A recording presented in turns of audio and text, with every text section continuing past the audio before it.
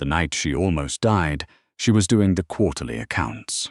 That was the part nobody would have believed. Not the fever climbing past 39, not the gash along her left thigh from the broken stairwell railing she'd been meaning to report for 6 weeks. Not the fact that she'd already lost enough blood to leave a dark stain the size of a dinner plate on the bathroom tile. What nobody would have believed was that she'd propped her laptop on the edge of the tub and kept working. Column A, Column B, accounts receivable, variance from last quarter. Wren hadn't told anyone about the railing because telling someone meant explaining how she got home each night, which meant explaining the building, which meant explaining the neighborhood, which meant explaining everything she'd spent 3 years carefully not explaining to anyone at Vane and Associates. She wasn't embarrassed exactly. She was practical. There was a difference. The numbers blurred. She blinked hard. The bathroom was cold. Her radiator had stopped working sometime in November, and her landlord had stopped answering sometime in October. And she was sitting wedged between the toilet and the tub, with her leg propped up on the closed lid. A needle and thread on the edge of the sink, a half-empty bottle of vodka on the floor beside her because it was the strongest thing she had. She hadn't drunk any of it. She'd used it to clean the wound. She was not, despite what the situation might suggest, falling apart. She was managing. She was also, if she was being honest with herself, running out of time to decide whether the gash needed real stitches or whether she could close it well enough herself to make it to morning. She decided she could close it herself. She was wrong. 3 floors up and 12 kilometers across the city, Aldrich Vane was standing in the middle of his study at 11:47 at night, reviewing a wire transfer that should have cleared 6 hours ago and hadn't. He wasn't angry.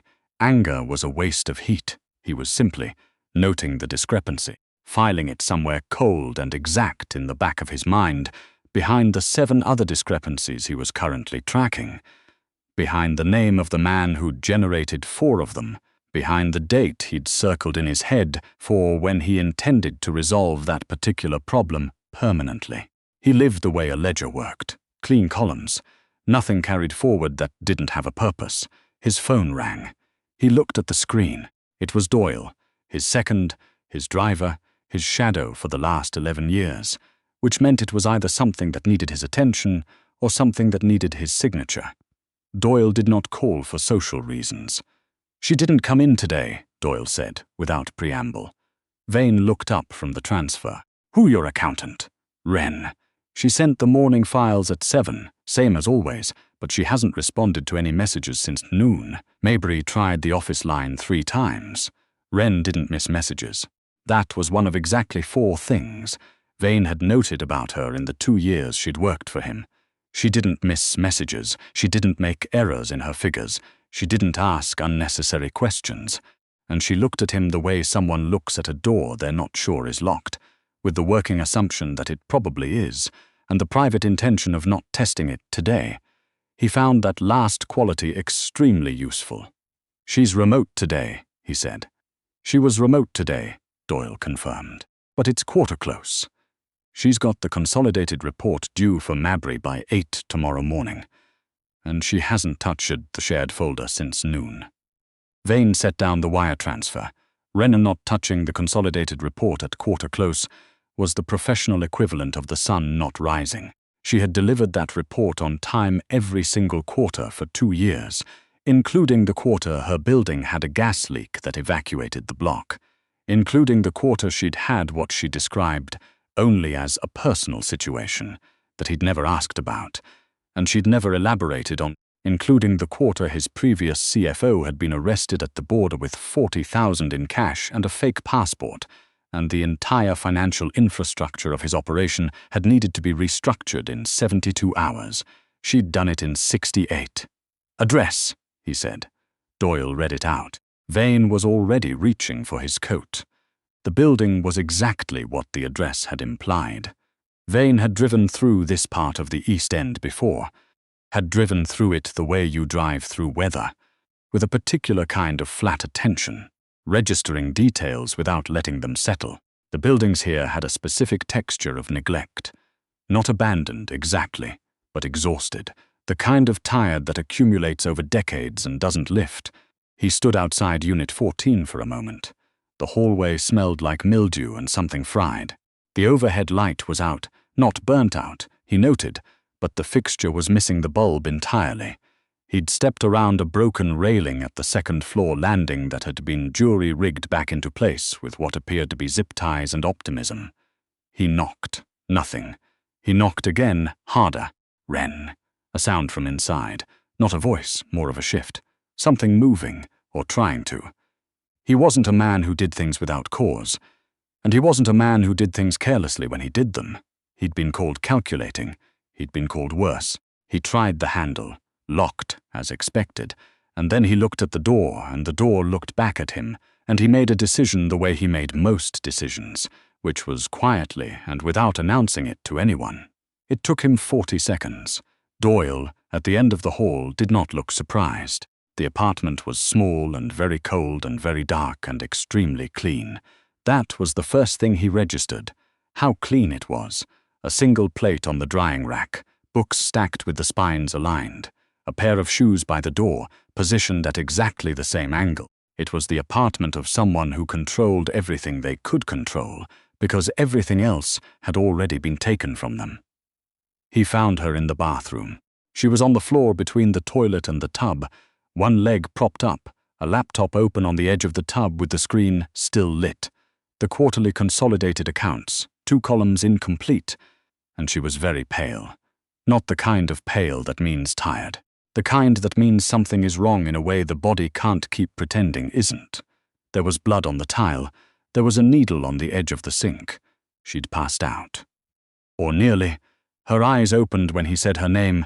Not opened all the way, just enough. Enough to see him, and then, unmistakably, to register that what she was seeing did not improve the situation. "Mr. Vane," she said. Her voice was careful. Controlled. He would remember that later. The fact that even half-conscious on a bathroom floor she had managed to keep her voice controlled. "Don't," he said. "I'll have the report done by." I said don't. He crouched down. He was a large man, 6'2", broad through the shoulder, with the kind of build that came from necessity rather than vanity. And the bathroom was small, and she was on the floor, and none of the geometry of this was comfortable. He looked at the leg. He looked at the needle. He looked at the vodka. "How long ago?" 3 hours, she said. "Maybe 4. I lost." A pause. "It's fine. I've got it." "You've got it," he repeated. "I just need to finish closing the—" "You need a hospital." "I don't need a hospital." Her eyes were sharper now, or she was working very hard to make them sharp. "Hospitals ask questions. I can't." She stopped. Her jaw tightened. She looked at him the way she'd always looked at him, with that locked-door assessment. Except now there was something underneath it that he recognized, because he'd spent 30 years learning to recognize it in other people. The specific, exhausted calculation of someone weighing how much it costs to ask for help versus how much it costs to not. "He pulled an ambulance," he said. "My physician. He comes to me." She looked at him. Something shifted in her face. Not gratitude, exactly, and not relief. More like a woman recalibrating a set of numbers that hadn't been adding up and discovering, against expectation, that they might. "The report," she said. "The report will wait. It's due at—" "Wren." He looked at her directly. She looked back. "The report will wait." A long pause.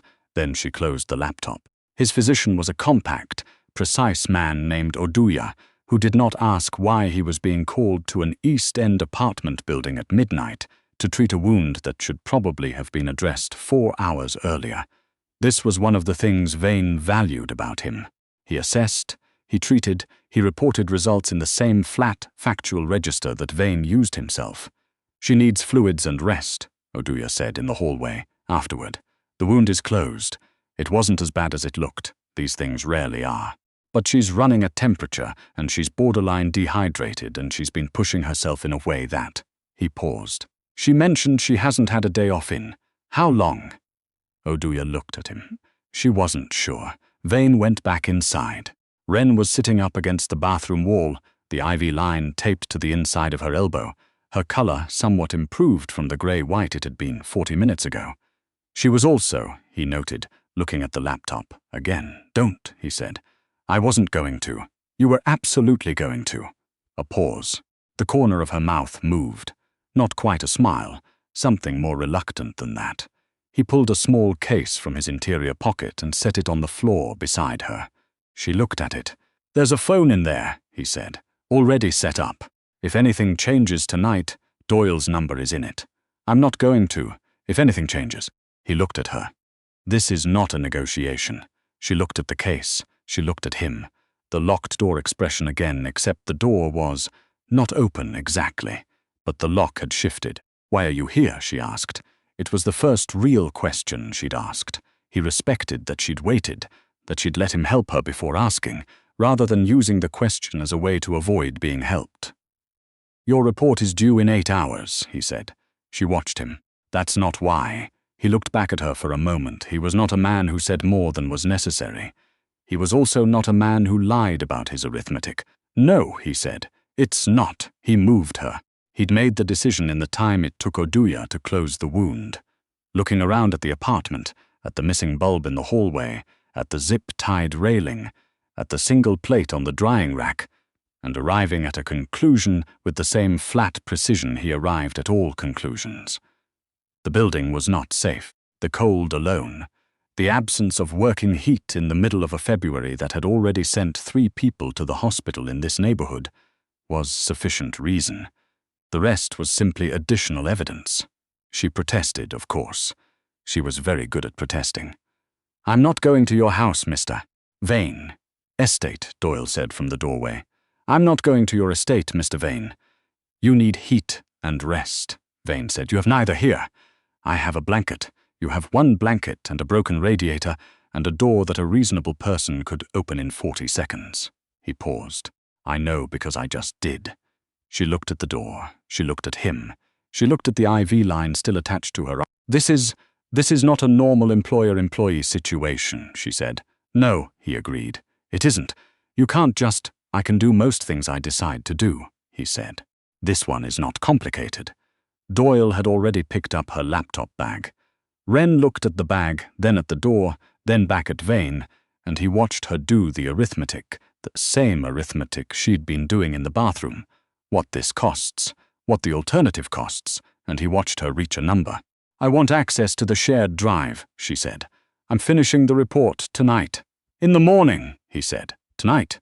He looked at her, a woman with an IV in her arm and a fever she was pretending she didn't have, negotiating access to a financial report from a bathroom floor. Tonight, he said. Fine. The estate was 40 minutes north of the city, which was 40 minutes she spent in the back of a dark SUV with a laptop open on her knees, finishing the quarterly consolidated accounts. He sat across from her and read documents and did not comment on this, and she did not comment on his not commenting, and the city fell away outside the windows, and the highway opened up, and she worked. At one point she made a small sound, not pain exactly, but the kind of sound that escapes before a person can stop it. He looked up. Column 7, she said, without looking at him. There's a discrepancy in the March figures. Someone moved about 40,000 between accounts and didn't log the purpose correctly. A pause. Did you know about that? He was quiet for a moment. I know about it. Is it going to be a problem? Not for you. She looked at him then. The highway lights swept across her face at intervals. Light, dark light. She was still pale. The fever was still there, a faint flush along her cheekbones. Okay, she said, and went back to the report. He watched her for a moment longer than he'd intended. The estate was the kind of place that made a person recalibrate their sense of scale. Not ostentatious. Vane didn't do ostentatious. It was inefficient and it attracted attention. But large. Quiet. The kind of quiet that costs money to maintain. A housekeeper named Rossin met them at the door and showed Wren to a room without expression or comment, the way Rossin did most things.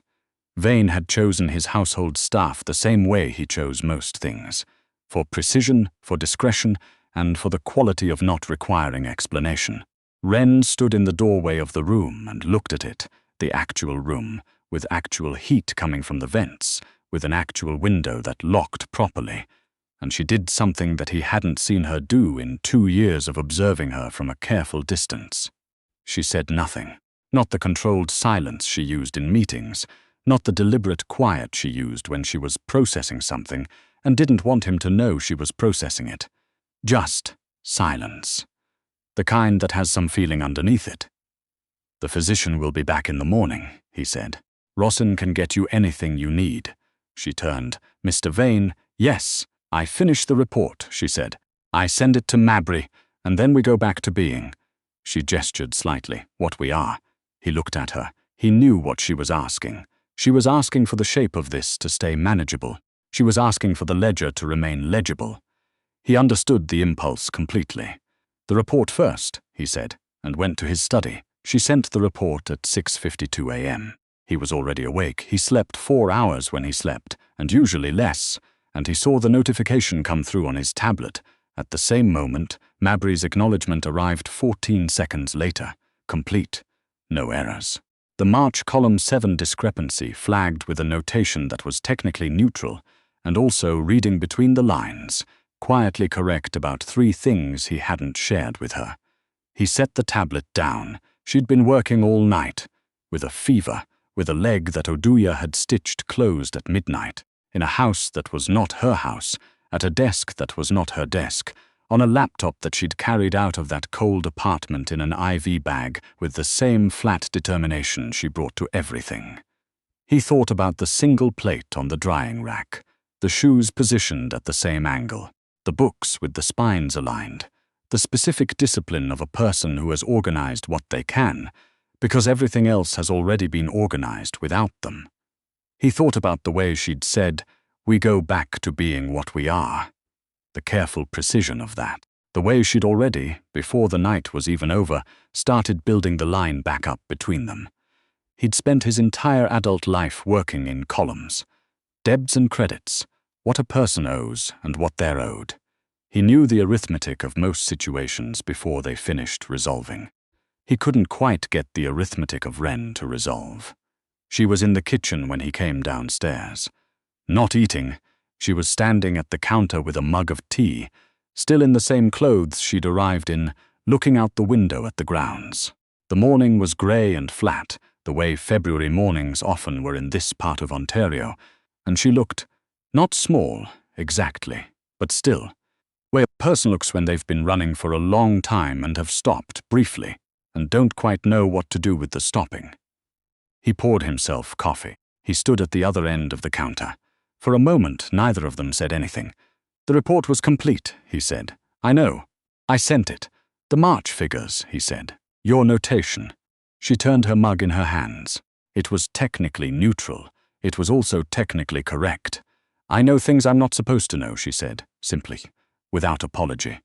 "That's the nature of being a good accountant." He looked at her. "I've never acted on it," she said, "and I won't. That's not." A pause. "That's not the kind of person I am." He believed her. Not because he was naive. He was constitutionally incapable of naivety, but because he'd watched her for 2 years and she was, in his assessment, exactly what she appeared to be. A woman who operated with complete precision and complete integrity inside a situation that asked her to know things and not say them, and who did exactly that every day without requiring acknowledgement or reward for it. "What happened to your leg?" he said. Not a question. She knew it wasn't a question. "Stairwell railing in my building," she said. "I've been putting in maintenance requests for." She stopped. "It doesn't matter." "It clearly does. I meant it doesn't matter now." She looked at him. "You'll stay here," he said. The stillness that followed was a specific kind. Not surprise, exactly. She wasn't a woman who was easily surprised, but the recalibration again. The numbers not adding up in the expected direction. "That's not practical," he said. "You're running a fever, your building is a liability, and you have the consolidated accounts for the next quarter to prepare. You need a place to work that has heat and a functional staircase." He held her gaze. "I have both." She looked at him for a long time. He let her look. He was used to being looked at the way people look at complicated problems they haven't solved yet. He found he didn't mind her looking. "You know what I think?" she said. "Tell me." "I think you run everything like a ledger," she said. "Debts and credits.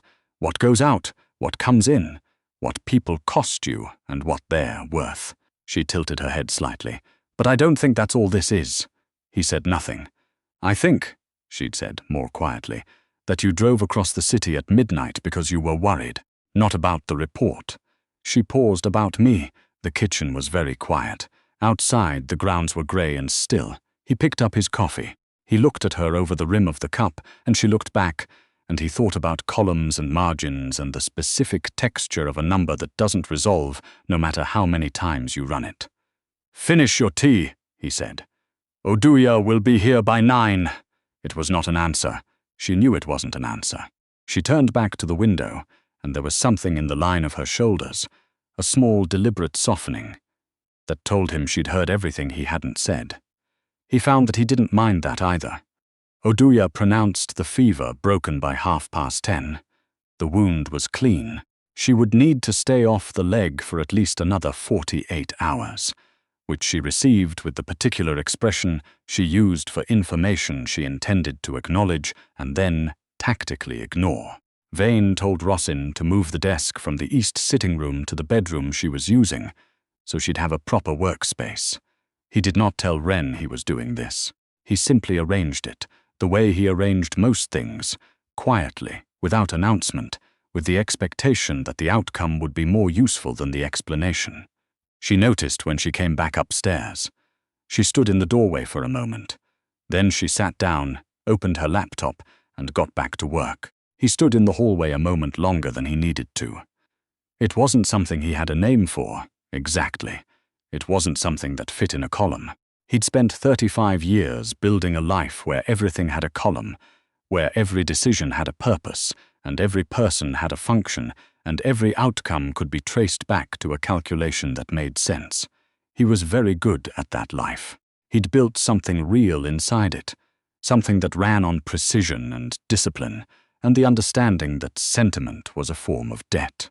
But a woman had finished a quarterly report with an IV in her arm, in a car, at 2 in the morning, and then corrected a discrepancy in a March ledger that no one had asked her to notice, and that she had absolutely no obligation to mention, and had done both of those things with the same quiet, unasked, unacknowledged competence she brought to everything.